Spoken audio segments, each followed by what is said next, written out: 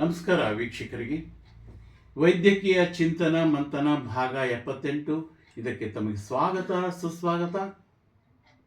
ನಮ್ಮ ಜೊತೆ ಈ ದಿನ ಇದ್ದಾರೆ ಶ್ರೀ ರಮೇಶ್ ಅವರು, ABDM Ayushman Bharat digital mission ಮುಖ್ಯಸ್ಥರು, ಟಿ ನರಸೀಪುರ. ಅವರಿಗೆ ಹೃದಯಪೂರ್ವಕ ಸ್ವಾಗತ ಸರ್. Welcome sir. ವೆಲ್ಕಮ್ ಹೇಗಿದ್ದೀರಾ? ಚೆನ್ನಾಗಿದ್ದೀನಿ ಸರ್. ಐ ಆಮ್ ಫೈನ್ ಚೆನ್ನಾಗಿದ್ದೀನಿ. ಸೊ ನೀವೇನೋ ಪ್ರಶ್ನೆಗಳು ಕೇಳಬೇಕು ಅಂತ ಇದ್ರಿ. ಸೊ ಆರೋಗ್ಯಕ್ಕೆ ಸಂಬಂಧಪಟ್ಟಿದ್ದು ದಯವಿಟ್ಟು ಕೇಳಿ ಸರ್. ಸೊ ನನ್ನ ಪ್ರಶ್ನೆ ಏನಿಲ್ಲ, ಒಂದು ವಿಚಾರ. ಸೊ ಕ್ಷಯ, TB, ಟ್ಯೂಬರ್ಕ್ಲೋಸಿಸ್, ಕ್ಷಯ. ಓಕೆ. ಇದರಲ್ಲಿ ಮಕ್ಕಳಿಗೆ ಪ್ರತ್ಯೇಕವಾಗಿ ಪರ್ಟಿಕ್ಯುಲರ್ಲಿ ಪೀಡಿಯಾಟ್ರಿಕ್ TB. ಸೊ ಇದು ಹೇಗೆ ಬರುತ್ತೆ ಮಕ್ಕಳಲ್ಲಿ ಬಂದರೆ, ಅದರ ಪರಿಣಾಮ ಹೇಗಿರುತ್ತೆ ಮತ್ತು ಅದರ ಚಿಕಿತ್ಸೆಗಳು ಹೇಗೆ ಅನ್ನೋದನ್ನು ಸ್ವಲ್ಪ ನನಗೆ ತಾವು ತಿಳಿಸ್ಕೊಡ್ಬೇಕಂದು ಕೇಳ್ಕೊತೀನಿ. ಪ್ರೇಕ್ಷಕರೇ, ತಮಗೆಲ್ಲ ಗೊತ್ತೇ ಇದೆ, ಕ್ಷಯ, TB ಈ ಕಾಯಿಲೆ ಬಗ್ಗೆ ತಮಗೆ ಗೊತ್ತಿದೆ. ಇದು ಸುಮಾರು ವರ್ಷಗಳಿಂದ, ಅನಾದಿ ಕಾಲದಿಂದ ಇದೆ ಈ ಕಾಯಿಲೆ. ಕ್ಷಯರೋಗ ಒಂದು ಸಾಂಕ್ರಾಮಿಕ ರೋಗ ಅಂತಲೇ ತಿಳ್ಕೊಬೋದು. ಅದನ್ನು ನೋಟಿಫಿಕೇಶನ್ ಮಾಡಿದ್ದಾರೆ.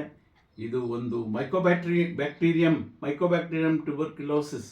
ಈ ಒಂದು ರೋಗಾಣು ನಮ್ಮ ದೇಹದಲ್ಲಿ ಕೆಲವು ಅಂಗಾಂಗಗಳಲ್ಲಿ ಸೇರಿಕೊಂಡು ಅದು ಉಲ್ಬಣವಾಗ್ತಾ ಹೋಗ್ತಾ ಇದ್ದ ಹಾಗೆ ಮನುಷ್ಯನಿಗೆ ನಾನಾ ಥರ ಲಕ್ಷಣಗಳು ಕಾಣಿಸ್ಕೊಂಡು ಅದರಿಂದ ರೋಗಗ್ರಸ್ತರಾಗಿ ಎಷ್ಟೋ ಸಾರಿ ಆಸ್ಪತ್ರೆಗಳಲ್ಲಿ ಸೇರಿಕೊಳ್ಳಬೇಕಾಗುತ್ತದೆ. ಹಿಂದಿನ ಕಾಲದಲ್ಲಿ ಕ್ಷಯ ಬಂತು ಅಂದರೆ ಮುಗೀತು ಕತೆ ಅಂತ. ಅವನಿಗೆ TB ಬಂದಿದೆ ಅಂತಂದರೆ ಮುಗೀತು ಕತೆ. ಎಷ್ಟೋ ಹಳೆ ಪಿಕ್ಚರ್ಗಳಲ್ಲಿ ನೋಡಿರ್ತೀರ ನೀವು. ಅದರಲ್ಲಿ ನರ್ಗಿಸ್ ದತ್ಗೋ ಇನ್ಯಾರು ಪಂಡ್ರಿಬಾಯ್ಗೋ ಯಾರಿಗೋ ಕ್ಷಯ ಬಂದಿರುತ್ತೆ. ಆ ಬಂದವರು ಆಸ್ಪತ್ರೆಗೆ ಹೋಗ್ತಾರೆ, ಕ್ಷಯ ಇದೆ ಅಂದ ತಕ್ಷಣ ಗಾಬರಿ ಆಗ್ಬಿಡ್ತಾರೆ. ಅವಳಿಗೆ ಕ್ಷಯ ಇದೆಯಂತೆ, ಸೊ ಇದು ಇನ್ನು ಬದುಕಲ್ಲ ಅಂತ, ಔಷಧಿಗಳು ಇಲ್ಲ ಅಂತ.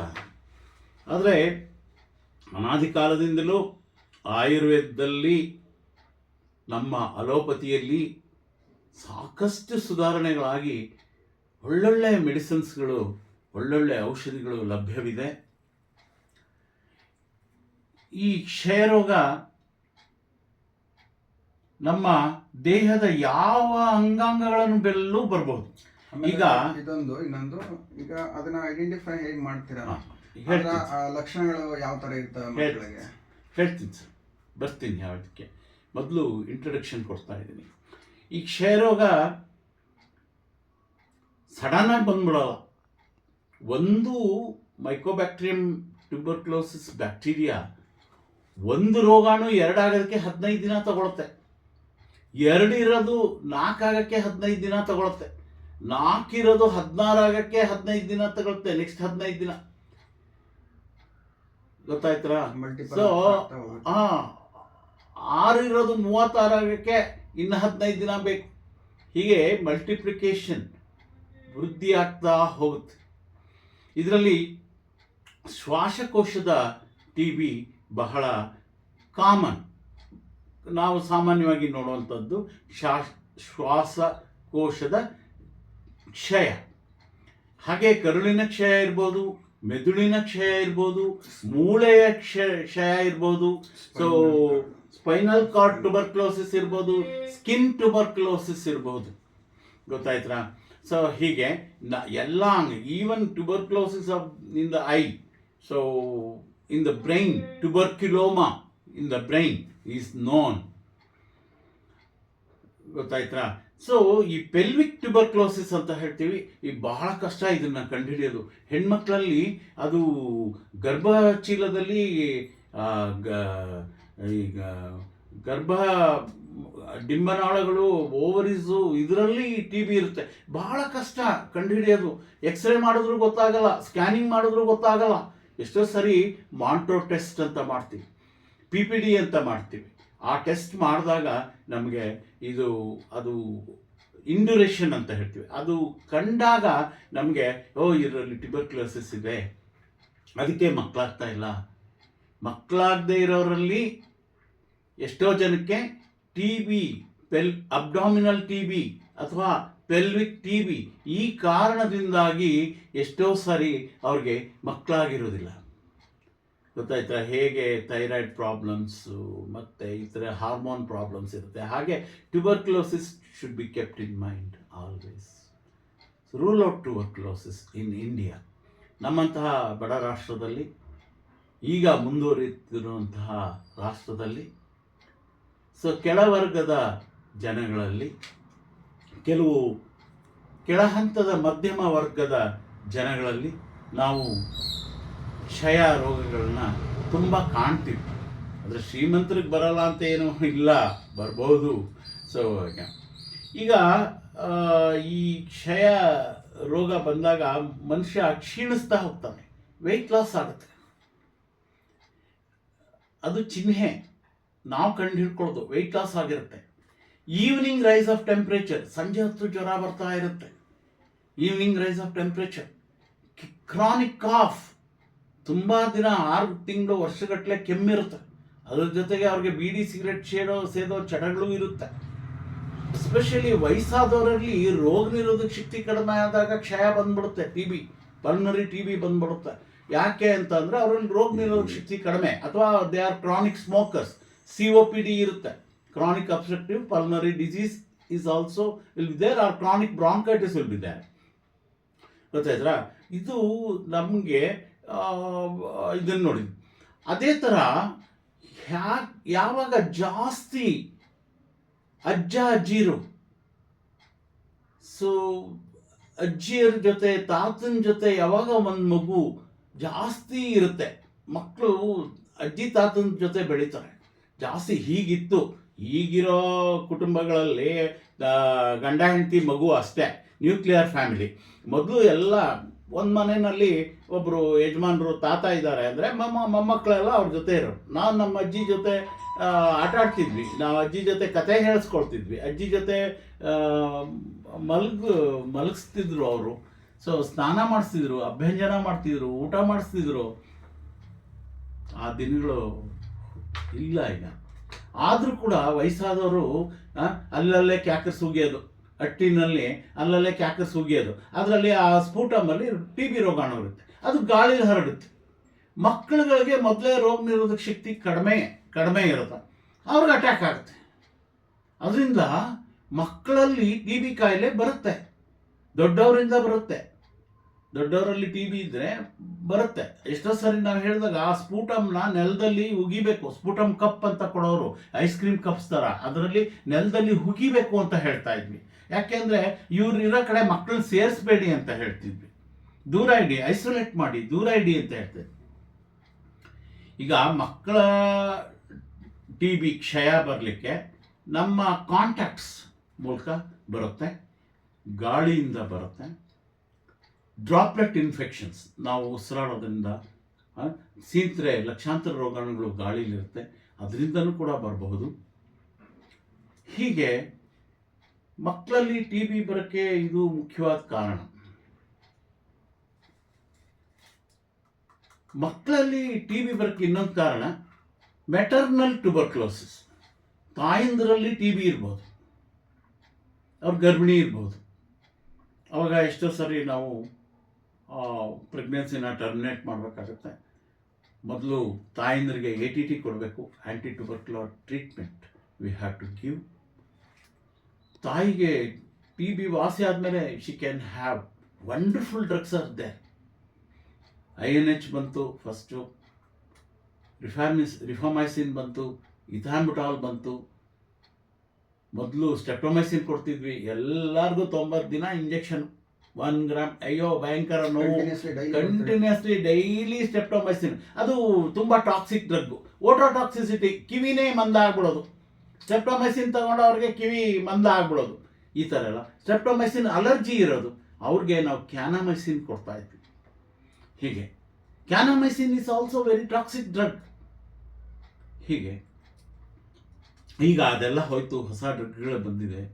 ಈಗ ಕಿಟ್ಗಳು, ಟಿ ಬಿ ಕಿಟ್ಗಳು ಬಂದಿದೆ. ಸರ್ಕಾರಿ ಆಸ್ಪತ್ರೆಗಳಲ್ಲಿ ಮುಕ್ತವಾಗಿ ಫ್ರೀಯಾಗಿ ಅದನ್ನೆಲ್ಲ ಕೊಡ್ತಾ ಇದ್ದಾರೆ. ಈಗ ನಾವು ಪ್ರೈವೇಟಲ್ಲಿ ಅಷ್ಟು ಬರೀತಾ ಇಲ್ಲ, ಯಾಕೆಂದರೆ ಎಲ್ಲದನ್ನೂ ನಾವು ಅಲ್ಲಿಗೆ ಕಳಿಸ್ತೀವಿ. ಈಗ ಒಬ್ಬ ಪೇಷಂಟ್ ಬಂದರೂ ಅವ್ರಿಗೆ ವೆಯ್ಟ್ ಲಾಸ್ ಆಗಿತ್ತು, ಈವ್ನಿಂಗ್ ರೈಸ್ ಆಫ್ ಟೆಂಪ್ರೇಚರ್, ಎಷ್ಟೇ ಆ್ಯಂಟಿಬಯೋಟಿಕ್ ಕೊಟ್ಟರು ಜ್ವರ ಕಡಿಮೆ ಆಗ್ತಾ ಇಲ್ಲ ಅಂದರೆ ಒಂದು x-ray, simple x-ray will reveal. ಆ ಎಕ್ಸ್ರೇನಲ್ಲಿ ಇಲ್ಲಿ ತ್ರಿಕೂಟ ಅಂತ ಹೇಳ್ತೀವಿ, ಎಪೆಕ್ಸಲ್ಲಿ. ಸೊ ಟ್ಯೂಬರ್ಕ್ಯುಲರ್ ನಾಡ್ಯೂಲ್ಸ್ ಇರುತ್ತೆ, you can pick up. Sputum test ಮಾಡ್ತೀವಿ, ವೆರಿ ಕಾಮನ್ಲಿ ಸ್ಪೂಟಮ್ ಟೆಸ್ಟ್ ಮಾಡ್ತೀವಿ. ಎಷ್ಟೋ ಸರಿ ಸ್ಪೂಟಮ್ ಟೆಸ್ಟಲ್ಲಿ ಗೊತ್ತಾಗೋದಿಲ್ಲ, ಗೊತ್ತಾಯ್ತಾ? ಒಂದು ಎಕ್ಸ್ರೇ ವಿಲ್ ಡೂ. ನಾವು ಎಕ್ಸ್ರೇ ಮಾಡಿಸ್ಬಿಟ್ಟು ಗೌರ್ಮೆಂಟ್ ಆಸ್ಪತ್ರೆಗೆ ಕಳಿಸ್ತೀವಿ, ಅಲ್ಲಿ ಟ್ರೀಟ್ಮೆಂಟ್ ಕೊಡ್ತಾರೆ, ಫ್ರೀ ಟ್ರೀಟ್ಮೆಂಟ್ ಕೊಡ್ತಾರೆ. ಸೊ ಬಹಳ ಬಹಳ ತುಂಬಾ ರೆವಲ್ಯೂಷನ್ಸ್ ಆಗಿದೆ. RNTCP ಅಂತ ಒಂದು ಸ್ಕೀಮ್ ಮಾಡಿ, RNTCP ಸ್ಕೀಮಲ್ಲಿ ಮನೆ ಮನೆಗೆ ಹೋಗಿ ಅವ್ರುಗಳಿಗೆ ವಾರಕ್ಕೆ ಇಷ್ಟಿಷ್ಟು ಅಂತ ಗುಳಿಗೆಗಳನ್ನು ಕೊಟ್ಟು ಅದನ್ನು ನಿಯಮಿತವಾಗಿ ತಗೋಬೇಕು. ಒಂದು ವಾರ ಆದಮೇಲೆ ಬರಬೇಕು, 15 ದಿನ ಆದಮೇಲೆ ಬರಬೇಕು. Close monitoring. RNTCP, ನಾನು RNTCP ವಾಲಂಟಿಯರ್, ನಾನು ಮಾಡಿದ್ದೀನಿ. ಸೊ RNTCP ಸ್ಕೀಮ್ ಈಗಲೂ ಕೂಡ ಇದೆ. ನ್ಯಾಷನಲ್ ಸ್ಕೀಮ್, ಅದು ನ್ಯಾಷನಲ್ ಸ್ಕೀಮ್. ಅದರಿಂದ ನಾನು ಹೇಳೋದು ಏನಂದರೆ, ಈ ಒಂದು ಮುಖ್ಯವಾದ ವಿಷಯ ತಮ್ಮ ಗಮನಕ್ಕೆ ತರೋದು ಏನಂದರೆ, ಸರ್, ಪ್ರೈಮರಿ ಕಾಂಪ್ಲೆಕ್ಸ್ ಅಂತ ಹೇಳ್ತೀವಿ. ಮಕ್ಕಳಲ್ಲಿ ಇದು ತುಂಬ ಕಾಮನ್. ಮಕ್ಕಳು ಹುಟ್ಟುವಾಗ ಚೆನ್ನಾಗಿರ್ತದೆ, 3 kg ಸರಾಸರಿ, ಭಾರತೀಯ ಸರಾಸರಿ ತೂಕ 2.5 kg 3 kg ಇರುತ್ತೆ. ತೂಕ ಹಾಕ್ಕೊಳ್ತಾ ಇರುತ್ತೆ. ಒಂದು 3 ತಿಂಗಳು 6 ತಿಂಗಳಾದಮೇಲೆ ಮಗು ತೂಕ ಹಾಕ್ಕೊಳ್ಳಲ್ಲ, ವೆಯ್ಟ್ ಲಾಸ್ ಆಗೋಗುತ್ತೆ, ಸ್ಕಿನ್ನಿ ಆಗೋಗುತ್ತೆ, ಮಗು ಬೆಳವಣಿಗೆನೇ ಆಗೋದಿಲ್ಲ. ಅಲ್ಲಿ ವರ್ಷದ ಮಗು 6 kgನೂ ತಲುಪೋದಿಲ್ಲ. ಸೊ ಕ್ರಾನಿಕ್ ಕಾಫ್ ಇರ್ಬೋದು. ಆ ಮಗು thriving to failure in thriving, failure to thrive ಅಂತ ಹೇಳ್ತೀವಿ. ಆ ಥರ ಕೇಸಸ್ ನಾವು ನೋಡ್ತೀವಿ ಪೀಡಿಯಾಟ್ರಿಕ್ ವಾರ್ಡ್ಗಳಲ್ಲಿ. ಸೊ ಏನಂದರೆ ಅದರಲ್ಲಿ ಪ್ರೈಮರಿ ಕಾಂಪ್ಲೆಕ್ಸ್ ಅಂತ ಇರುತ್ತೆ. ಅದಕ್ಕೆ ನಾವು ಮಾಂಟೋ ಟೆಸ್ಟ್, PPD ಟೆಸ್ಟ್ ಮಾಡಿದ್ರೆ, ಒಂದು ಎಕ್ಸ್ರೇ ಮಾಡಿದ್ರೆ, ಆ ಮಗುಗೆ ಪ್ರೈಮರಿ ಕಾಂಪ್ಲೆಕ್ಸ್ ಸಸ್ಪೆಕ್ಟ್ ಮಾಡಿದ್ರೆ ತಾವು ಅದಕ್ಕೆ ನೀವು INH ರಿಫಾರ್ಮಸಿನ್ ಇದು ಟ್ಯಾಬ್ಲೆಟ್ಸ್ಗಳು ಅವೈಲಬಿಲಿಟಿ ಇದೆ, ಕೊಟ್ಟರೆ ಸೊ ಒಂದು 9 ತಿಂಗಳು ವರ್ಷ ಆ ಮಗು ಎಲ್ಲ ಮಕ್ಕಳ ಥರ ನಾರ್ಮಲ್ ಆಗಿ ಬೆಳೆಯುತ್ತೆ. ಇದು ಮಕ್ಕಳಲ್ಲಿ ತಾವು ತಿಳ್ಕೊಬೇಕಾದ್ದು. Primary complex is clinical suspicion. You should have clinical acumen. ಯಾವುದೋ ಮಗು ತೂಕ ಹಾಕ್ಕೊಳ್ತಾ ಇಲ್ಲ, ಸರಿಯಾಗಿ ಬೆಳವಣಿಗೆ ಆಗ್ತಾ ಇಲ್ಲ, you think of primary complex to diagnose that, get the test done. ದಯವಿಟ್ಟು ಮಾಡಿ. ಸೊ ನಾನು ನಮ್ಮ ಆತ್ಮೀಯ ಸ್ನೇಹಿತರು, ಕೊಲೀಗ್ಗಳಿಗೆ ಇಷ್ಟೇ ನಾನು ಕೇಳ್ಕೊಳ್ಳೋದು, ಮಕ್ಕಳ ವಿಷಯದಲ್ಲಿ ಬಂದಾಗ ಪ್ಲೀಸ್ ರೂಲ್ ಔಟ್. ಸೊ ಇದು like primary complex, there will be protein energy malnutrition also. So that's a big issue. So we have to correct the tuberculosis, then correct the hydration, correct the nutrition. ಬೇಕಾದಷ್ಟು ವಿಷಯಗಳಿದೆ. ಒಂದು ಮಗು ಬರುತ್ತೆ, sir ಇವನು ತೂಕನೇ ಹಾಕ್ಕೊಳ್ತಾ ಇಲ್ಲ, ಬೆಳವಣಿಗೆ ಆಗ್ತಾ ಇಲ್ಲ. ಅವಾಗ ನಿಮಗೆ ಅನುಮಾನ ಇದ್ದರೆ ಒಂದು ಎಕ್ಸ್ರೇ ಮಾಡಿ ಪ್ಲೀಸ್, ಒಂದು ESR ಮಾಡಿ, ಎರಿಥ್ರೋಸೈಟ್ ಸೆಡಿಮೆಂಟೇಷನ್ ರೇಟ್ ESR ಮಾಡಿಸಿ. ESR ಸೊ ಏನು ಹೇಳುತ್ತೆ, ಎಲ್ಲ ಕೋಲ್ಡ್ ಟು ಕ್ಯಾನ್ಸರ್ ESR ವ್ಯತ್ಯಾಸ ಆಗುತ್ತೆ. ಸೊ ಆದರೆ ಈ ESR ಏನು ಹೇಳುತ್ತೆ ಅಂತಂದರೆ, there is a chronic disease, 100 millimeters of mercury ಇದ್ದರೆ ಪರ್ ಅವರ್ ಇದ್ದರೆ ಇದು ದೀರ್ಘಾವಧಿ ಕಾಯಿಲೆ ಇದೆ. ನಮ್ಮಲ್ಲಿ ಯಾವುದು ದೀರ್ಘಾವಧಿ ಕಾಯಿಲೆ? ನಮ್ಮಲ್ಲಿ ಕಾಮನ್ ಆಗಿರೋದು ಟ್ಯೂಬರ್ಕ್ಯುಲೋಸಿಸ್, 90% ಟ್ಯೂಬರ್ಕ್ಯುಲೋಸ್, ಇನ್ನು 10% ಕ್ಯಾನ್ಸರು, ಅದು ಇದು ಬೇರೆ ಕಾಯಿಲೆಗಳು, HIV ಅದು ಇದು ಎಲ್ಲ. ಸೊ ಈಗ ಅದನ್ನು ನೋಡ್ತಾರೆ. ಇವಾಗ ನಮ್ಮಲ್ಲಿ ಈ ಪೀಡಿಯಾಟ್ರಿಕ್ ಟ್ಯೂಬರ್ಕ್ಯುಲೋಸಿಸಲ್ಲಿ ನಾವು ಏನು ಮಾಡ್ತೀವಿ ಅಂತಂದರೆ, ಮಕ್ಕಳು ಹುಟ್ಟಿದ ತಕ್ಷಣ ಅಯ್ಯೋ ಸಾಕಪ್ಪ ಆಯಿತು, ಬಾಣಂತನ ಮಾಡೋದು, ಪಥ್ಯ ಮಾಡೋದು, ಇದು ಮಾಡಿ ಡಾಕ್ಟ್ರುಗಳ ಹತ್ರ ಹೋಗಲ್ಲ. ತಿಂಗಳು ಡಾಕ್ಟ್ರ್ ಹತ್ರ ಹೋಗಿ ಚೆಕಪ್ ಮಾಡಿಸ್ಬೇಕು, ಮಗು ತೂಕ ಹಾಕ್ಕೊಳ್ತಿದ್ಯಾ ನೋಡಬೇಕು, ಹೆಡ್ ಸರ್ಕಂಫರೆನ್ಸ್ ನೋಡಬೇಕು, ಆರ್ಮ್ ಸರ್ಕಂಫರೆನ್ಸ್ ನೋಡಬೇಕು, ಸೊ ಫೆಮರಲ್ ಇದು ಥೈ ಸರ್ಕಂಫರೆನ್ಸ್ ನೋಡಬೇಕು, ಮಗು ಬೆಳವಣಿಗೆ ಸರಿಯಾಗಿ ಆಗ್ತಿದೆಯಾ. 3 ತಿಂಗಳಿಗೆ ಕುತ್ತಿಗೆ ನಿಲ್ಲಬೇಕು, 6 ತಿಂಗಳಿಗೆ ಕೂತ್ಕೋಬೇಕು, 9 ತಿಂಗಳಿಗೆ ನಿಂತ್ಕೋಬೇಕು ವಿತ್ ಸಪೋರ್ಟ್, 10 ತಿಂಗಳಿಗೆ ತಪ್ಪು ಹೆಜ್ಜೆ ಇಡಬೇಕು, 1 ವರ್ಷಕ್ಕೆ ನಡಿಬೇಕು. ಮಗು ಕನಿಷ್ಠ ಪಕ್ಷ ಒಂದು ದಿನಕ್ಕೆ 15ರಿಂದ 20 ಗ್ರಾಮ್ ತೂಕ ಹಾಕ್ಕೋಬೇಕು ಮಗು. ಆದರೆ ಒಂದು ತಿಂಗಳಿಗೆ 450 500 ಗ್ರಾಮಿಂದ 600 ಗ್ರಾಮ್ ತೂಕ ಹಾಕ್ಕೋಬೇಕು. 1 kg ತೂಕ ಹಾಕ್ಕೊಳ್ಳೋ ಅಂಥ ಮಕ್ಕಳಿದ್ದಾರೆ, ಚಬ್ಬಿ ಬೇಬಿಗಳು ಚೆನ್ನಾಗಿ ಹಾಲು ಕುಡಿತವೆ. ಸೊ ಇದು ಈಗಂತೂ ಈ ಮಿಲ್ಕ್ ಪ್ರಿಪ್ರೇಷನ್ಸ್ ಅದು ಇದು ಎಲ್ಲ ಕೊಟ್ಬಿಡ್ತಾರೆ. ಸೊ ಅವು Chabbi ಬೇಬಿಗಳಾಗ್ಬಿಡ್ತವೆ. So high protein diet ಇವಾಗ ಕೊಡ್ತಾರಲ್ಲ ಸರ್ ನೆಸ್ಟಮು ಫೆರೆಸ್ಸು, ಸೊ ಅವು ಇವು ಅವೆಲ್ಲ ಬೇಕಾಗಿಲ್ಲ. ಎದೆ ಹಾಲು ಶ್ರೇಷ್ಠವಾದ್ದು, ಇದು ಹಸುವಿನ ಹಾಲು ಕೊಡಿ. ಸೊ ಚೆನ್ನಾಗಿ ಕಾಯಿಸಿ, ನಂದಿನಿ ಹಾಲು is the best. So start with blue colour. So 1 ವರ್ಷದ ಮಗುಗೆ ಗ್ರೀನ್ ಕಲರ್ ಕೊಡಿ, 2 ವರ್ಷದ ಮಗುಗೆ ರೆಡ್ ಕಲರ್ ಕೊಡಿ, no issues. So Nandini is the best ನಾನು ಕೇಳಿದ್ರೆ, ಪಾಶ್ಚರೈಸ್ಡ್ ಕೂಡ. ಸೊ ಪೀಡಿಯಾಟ್ರಿಕ್ ಟ್ಯೂಬರ್ಕ್ಲೋಸಿಸಲ್ಲಿ ಅದು ಕೆಲವು ಸಾರಿ ಸೈಲೆಂಟಾಗಿ ಇದ್ಬಿಡುತ್ತೆ ಸರ್. ಇದು ಗಮನಿಸಿ, ತುಂಬ ಸಿಂಪ್ಟಮ್ಸೇ ಇರಲ್ಲ, ಏನೋ ಬೆಳವಣಿಗೆ ಆಗುತ್ತೆ, ಒಂಚೂರು ಬೆಳವಣಿಗೆ ಇರಲ್ಲ, ಅವ್ರ ಮನೇಲಿ ಎಲ್ಲರೂ ಹಾಗೆ ಇರ್ತಾರೆ. ಸೊ ಅವರು ತಲೆ ಕೆಡಿಸ್ಕೊಳ್ಳೋದು. ಅಂದ್ರೆ ನಮ್ಮ ಅಜ್ಜಿನೂ ಹಂಗೆ ಇದ್ರು. ಹೌದು ಹೌದು ಹೌದು ಹಾಗೆ. ಈಗ ಮೊಮ್ಮಗಳು ಹುಟ್ಟಿದ್ರೆ ಅಜ್ಜಿ ತರ, ಸೊ ಮೊಮ್ಮಗ ಹುಟ್ಟಿದ್ರೆ ತಾತನ ತರ, ಈ ತರ ವಾಡಿಕೆ ಸರ್. ತಲೆ ಕೆಡಿಸ್ಕೊ. ಅದು ಮಿಲಿಯರಿ ಟ್ಯೂಬರ್ಕ್ಲೋಸಿಸ್ ಅಂತ ಒಂದು ಇದೆ. ಆ ಚಿಕ್ಕದ ವಯಸ್ಸಲ್ಲಿ ಕಾಂಟ್ಯಾಕ್ಟ್ ಆದ TB ರೋಗಾಣು ಅದು ದೇಹದಲ್ಲಿ ಶಾಶ್ವತವಾಗಿ ಇರುತ್ತೆ. ಅದು ಮಿಲಿಯರಿ ಟ್ಯೂಬರ್ಕ್ಲೋಸಿಸ್ ಅಂತ ಸಣ್ಣ ಪಾಕೆಟೆಡ್ ಇದರಲ್ಲಿ ಲಂಗ್ಸಲ್ಲಿ, ಬೇರೆ ಅಂಗಾಂಗಗಳಲ್ಲಿ, ಎಲ್ಲ ಟಿಶ್ಯೂಗಳಲ್ಲಿ ಸೇರ್ಕೊಳುತ್ತೆ. It's called miliary tuberculosis. ಈ ಮಿಲಿಯರಿ ಟ್ಯೂಬರ್ಕ್ಲೋಸಿಸ್ ಏನಾಗುತ್ತೆ, 17-18 ವರ್ಷ ಆದಾಗ, 16 ವರ್ಷ ಆದಾಗ ಸೊ ಫ್ಲೇರ್ ಅಪ್ ಆಗುತ್ತೆ. ಡಾರ್ಮೆಂಟ್ ಆಗಿರುತ್ತೆ, ಸೈಲೆಂಟ್ ಆಗಿರುತ್ತೆ, ಡಾರ್ಮೆಂಟ್ ಆಗಿರುತ್ತೆ. ಸೊ ಒಂದು 15-16 ವರ್ಷ ರೋಗ ನಿರೋಧಕ ಶಕ್ತಿ ಕಡಿಮೆ ಆಯಿತು ಅಂದರೆ ಫ್ಲೇರ್ ಅಪ್ ಆಗುತ್ತೆ. ಶ್ವಾಸಕೋಶ TB ಆಗ್ಬೋದು, ಮೆದುಳಿನ TB ಆಗ್ಬೋದು, ಗರ್ಭಕೋಶ TB ಆಗ್ಬೋದು, ಕರುಳಿನ TB ಆಗ್ಬೋದು. ಗೊತ್ತೇ ಆಗೋದಿಲ್ಲ. ಅದಕ್ಕೆ ಮಾರ್ಟೋಕ್ಸ್ ಟೆಸ್ಟ್, PPD, ಈಗ ನಾವೇನು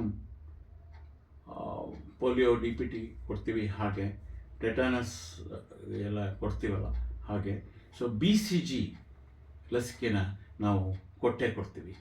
ಅದು ಯಾವಾಗ ಹಾಕ್ಸ್ಬೇಕು ಸರ್? ಅದು ಬೇಸಿಲೆ ಕ್ಯಾಲ್ಮೆಟ್ ಗುರಿಯನ್ ಅಂತ. ಈ BCG ವ್ಯಾಕ್ಸಿನ್ ನಮ್ಮ ಇಂಡಿಯಾದಲ್ಲಿ ಹುಟ್ಟಿದ ತಕ್ಷಣ ಹಾಕ್ತೀವಿ.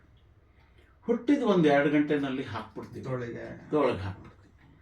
ಸೊ ಅಲ್ಲಿಗೆ TB ನಿರೋಧಕ ಶಕ್ತಿ ಮಗುನಲ್ಲಿ ಬೆಳೀತಾ ಬರುತ್ತೆ. ಅದ್ರ ಜೊತೆಗೆ HPSAG ಇದು ಎಲ್ಲ ಹಾಕ್ತಾರೆ. ಬೇಕಾದಷ್ಟು ಪಲ್ಮನರಿ ಲಸಿಕೆಗಳು, ರೋಟಾ ವೈರಸ್ ಲಸಿಕೆಗಳು, ಡಿಫ್ತೀರಿಯಾ, ಪರ್ಟುಸಿಸ್, ಟೆಟಾನಸ್ ಇದೆಲ್ಲ ಹಾಕ್ತಾರೆ. Combination vaccines have come. ಈಗ ಎಲ್ಲ ಆಸ್ಪತ್ರೆಗಳಲ್ಲೂ ಮಕ್ಕಳಿಗೆ ಹಾಕಲೇಬೇಕು. ಸರ್ ಇನ್ನೊಂದು, ಇವಾಗ ಇದಕ್ಕೆ ಒಂದು ಅವೇರ್ನೆಸ್ ಬೇಕು ನಮ್ಮ ಜನಗಳಿಗೆ. ಖಂಡಿತ ಬೇಕು. ಒಂದು ಅರಿವು ಮೂಡಿಸೋ ಕಾರ್ಯಕ್ರಮ ಖಂಡಿತ ಬೇಕು. ಈ ನಿಟ್ಟಿನಲ್ಲಿ ನಮ್ಮ ಕರ್ತವ್ಯ ಇದು. ನಾವು ಜನಜಾಗೃತಿ ಮಾಡಬೇಕು, ಜನಗಳಿಗೆ ಬೀದಿ ನಾಟಕಗಳನ್ನು ಮಾಡಿ ತೋರಿಸ್ಬೇಕು, ಜನಗಳ ಮನೆಗೆ ಹೋಗಬೇಕು. TB ಅಂದರೆ ಇದು, ಬನ್ನಿ ಸ್ಕ್ರೀನ್ ಮಾಡಿಸ್ಕೊಳ್ಳಿ, ಸ್ಕ್ರೀನಿಂಗ್ ಇದು. ಸೊ ಯಾವ್ದಾದ್ರು ಮಕ್ಕಳುಗಳು ಅಲ್ಲಿನ ಲೋಕಲ್ ಪೀಡಿಯಾಟ್ರಿಷಿಯನ್ಸು ಗುರ್ತಿಸ್ಬೇಕು. ಈಗ ನೀವು ಯಾವ ಜಿಲ್ಲೆಯಲ್ಲಿ ತಾಲೂಕಲ್ಲಿ ಕೆಲಸ ಮಾಡ್ತೀರಾ ಅಲ್ಲಿ ಅವ್ರು ಗುರ್ತಿಸಿ ನಮಗೆ ಈ ಮಗು ಮೇಲೆ ಸಸ್ಪೆಕ್ಟ್ ಇದೆ, ಇದರಲ್ಲಿ ಇರಬಹುದು ಅಂತ ಅಂದ್ಬಿಟ್ಟಿಲ್ಲ. ಈಗ ಒಳ್ಳೊಳ್ಳೆ ಮೆಡಿಸನ್ಸ್ ಇದೆ. ಈಗ ತುಂಬ ಟ್ಯೂಬರ್ಕ್ಲೋಸಿಸ್ ತುಂಬಾ ಕಂಟ್ರೋಲ್ ಬಂದ್ಬಿಟ್ಟಿದೆ. ಇನ್ನೊಂದು ಮುಖ್ಯವಾದ್ದು ಪೀಡಿಯಾಟ್ರಿಕ್ ಟ್ಯೂಬರ್ಕ್ಲೋಸಿಸ್ ಬಗ್ಗೆ HIV and paediatric tuberculosis. HIV ಇರೋ ತಾಯಿಗಳಿಗೆ ಹುಟ್ಟೋ ಮಕ್ಕಳಲ್ಲಿ ಬೆಳವಣಿಗೆ ಸರಿ ಇರೋದಿಲ್ಲ. HIV ಇರೋ ಮಕ್ಕಳಲ್ಲಿ ರೋಗ ನಿರೋಧಕ ಶಕ್ತಿ ಕಡಿಮೆ ಇರುತ್ತೆ. ಅವ್ರಿಗೆ ಆಪರ್ಚುನಿಸ್ಟಿಕ್ ಇನ್ಫೆಕ್ಷನ್, ಸೊ ಮೇಲಿಂದ ಬಂದು ಈ TB ಅಗಿಸ್ಕೊಳುತ್ತೆ. ಸೊ ಆಪರ್ಚುನಿಸ್ಟಿಕ್ ಇನ್ಫೆಕ್ಷನ್ TB ಬರುತ್ತೆ. There are children HIV with tuberculosis with HIV. ಇದು ಒಂದು ಲಾಂಜಿಟ್ಯೂಡಿನಲ್ ಆಕ್ಸೆಸ್ ಅಂತ ಹೇಳ್ತೀವಿ, ತಾಯಿಯಿಂದ ಮಗುಗೆ ನೇರವಾಗಿ ಬರೋದು. ಈ ಥರನೂ TBನ ಮಕ್ಕಳಲ್ಲಿ ನಾವು ನೋಡ್ತಾ ಇದ್ದೀವಿ. HIV ವಿತ್ ಟ್ಯೂಬರ್ಕ್ಲೋಸಿಸ್, ಇದ್ರ ಬಗ್ಗೆ ತಾವು ಹೆಚ್ಚಿನ ಗಮನ ಇಟ್ಕೋಬೇಕು. HIV ತಾಯಿಂದರನ್ನ ಫಾಲೋ ಅಪ್ ಮಾಡಬೇಕು. ಅವ್ರಿಗೆ ಸರಿಯಾದ ಟ್ರೀಟ್ಮೆಂಟ್, ಆ್ಯಂಟಿ ರಿಟ್ರೋವೈರಲ್ ಟ್ರೀಟ್ಮೆಂಟ್ ಕೊಡಬೇಕು. ARV, ಮಗುಗೆ ರಿಟ್ರೋವೈರಲ್ ಟ್ರೀಟ್ಮೆಂಟ್ ಕೊಡಬೇಕು. TB ಟ್ರೀಟ್ಮೆಂಟ್ ಕೊಡಬೇಕು. ಸೊ ಅವ್ರಿಗೆ ತುಂಬ ಕಫದಲ್ಲಿ ರಕ್ತ ಬೀಳೋದು, ವೆಯ್ಟ್ ಲಾಸ್ ಆಗೋದು, ಸೊ ಹೊಟ್ಟೆ ನೋವು ಬರೋದು, ಅಥವಾ ಯೂರಿನರಿ ಟ್ರ್ಯಾಕ್ಟ್ ಇನ್ಫೆಕ್ಷನ್ಗಳಾಗೋದು, ಮೂಳೆಗಳಲ್ಲಿ TB ಬರೋದು, ಟ್ಯೂಬರ್ಕ್ಯುಲೋಮಾಸ್. ಸೊ ಇದನ್ನೆಲ್ಲ ನಾವು ಗಮನಿಸಬೇಕಾಗತ್ತೆ. ಒಬ್ಬ ಮಕ್ಕಳ ತಜ್ಞರಾಗಿ, ಒಬ್ಬ ವೈದ್ಯರಾಗಿ ಪ್ರತಿಯೊಬ್ಬರ ಕರ್ತವ್ಯ ಇದು. ನಾವು ಅರಿವು ಮೂಡಿಸ್ಬೇಕು, ನಾವು ಮನೆಗೆ ಹೋಗ್ಬೇಕು, ಅರಿವು ಮೂಡಿಸ್ಬೇಕು. ಆವಾಗಲೇ ಇದೆಲ್ಲ ಕಡಿಮೆ ಆಗ್ತದೆ.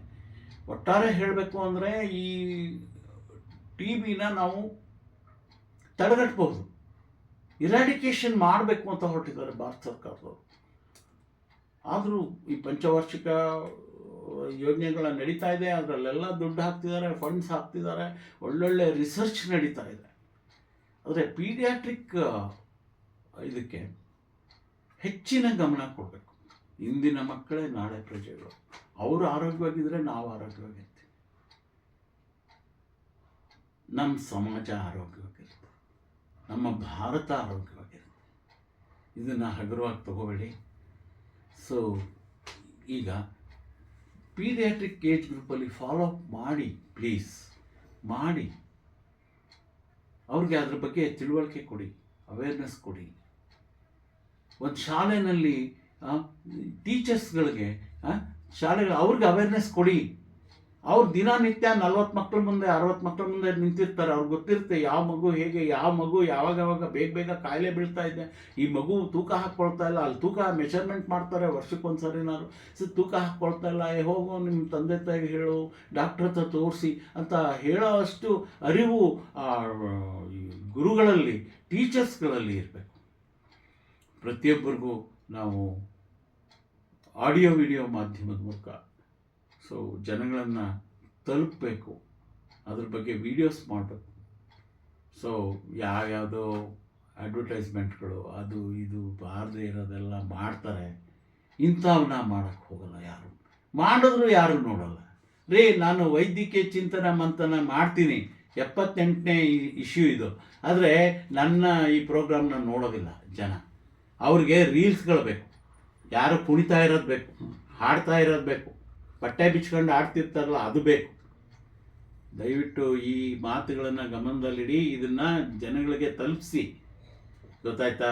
ಇದನ್ನೇ ಒಂದು ವಿಡಿಯೋ ಮಾಡಿಬಿಡಿ, ಇದರಲ್ಲಿ ಬೇಕಾದಷ್ಟು ವಿಷಯಗಳಿದೆ.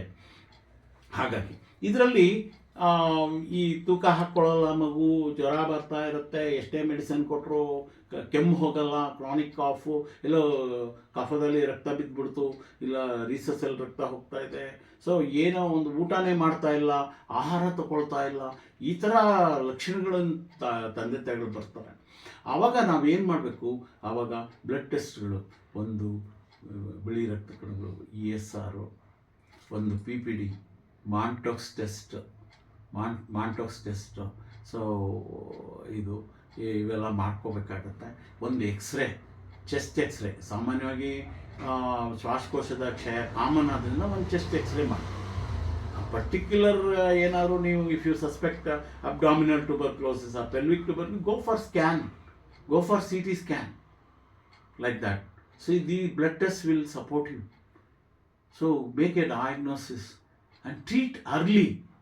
ಯಾವಾಗಲೂ ಬೇಗ, ಮುಖ್ಯವಾಗಿ ಆದಷ್ಟು ಎಷ್ಟು ಬೇಗ ಕಾಯಿಲೆನ ಕಂಡುಹಿಡಿದು ತಾವುಗಳು ಅದನ್ನು ಚಿಕಿತ್ಸೆ ಕೊಡ್ತೀರ ಅಷ್ಟು ಒಳ್ಳೆಯದು. ಹಾಗೆ ಸರ್ ಇನ್ನೇನಾದ್ರು ಈ ಮಕ್ಕಳ ಟಿ ವಿ ಬಗ್ಗೆ ಸೊ ಅಥವಾ ಇನ್ ಜನರಲ್ ಬೇರೆ ಇದ್ರ ಬಗ್ಗೆ ಏನಾದ್ರು ತಾವು ಕೇಳೋದಾದ್ರೆ ಕೇಳಿ ನಾನೇನಾದ್ರು ಮಿಸ್ ಮಾಡಿದ್ರೆ. ಆಲ್ಮೋಸ್ಟ್ ಸರ್ ಹೇಳಿದ್ರಿ, ಸೊ ತುಂಬ ವಿಷಯಗಳನ್ನ ಹೇಳಿದ್ರಿ. ತುಂಬ thank you so much sir. ಧನ್ಯವಾದಗಳು ವೀಕ್ಷಕ.